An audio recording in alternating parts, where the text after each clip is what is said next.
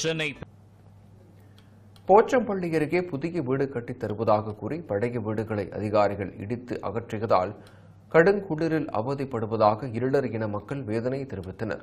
கிருஷ்ணகிரி மாவட்டம் போச்சம்பள்ளி அடுத்த என் தட்டக்கல் கிராமத்தில் 20க்கும் மேற்பட்ட இருளர் இன குடும்பங்கள் வசித்து வருகின்றன. 3 மாதங்களுக்கு முன்பு புதிய வீடுகள் கட்டித் தருவதாக கூறி அதிகாரிகள் பழைய வீடுகளை இடித்தனர். அஸ்திவார பணிகள் முடிவடைந்த நிலையில் 3 மாதங்களாக எந்த பணியும் மேற்கொள்ளாததால் ஆத்திரமடைந்த இருளர் இன மக்கள் நாகரசம்பட்டி வேளம்பட்டி நெடுஞ்சாலையில் மறியல் போராட்டத்தில் ஈடுபட்டனர். இதுகுறித்து தகவல் அறிந்து வந்த போலீசார் இருளர் இன மக்களுடன் சமாதான பேச்சுவார்த்தை நடத்தி விரைந்து வீட்டுப் பணிகளை தொடங்க நடவடிக்கை எடுப்பதாக உறுதியளித்தனர். இது தொடர்பாக செய்தியாளர்களிடம் பேசிய இருளர் இன மக்கள் புதிதாக அமைக்கப்பட்ட அஸ்திவாரம் மீது கடுங்குளிரில் வசித்து வருவதாக வேதனை தெரிவித்தனர்.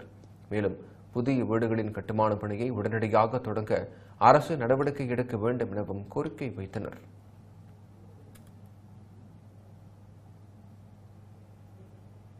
வருஷமா வாழ்றவங்க வாழ்ந்து எங்களுக்கு ஒரு நடவடிக்கையும் எடுக்கல.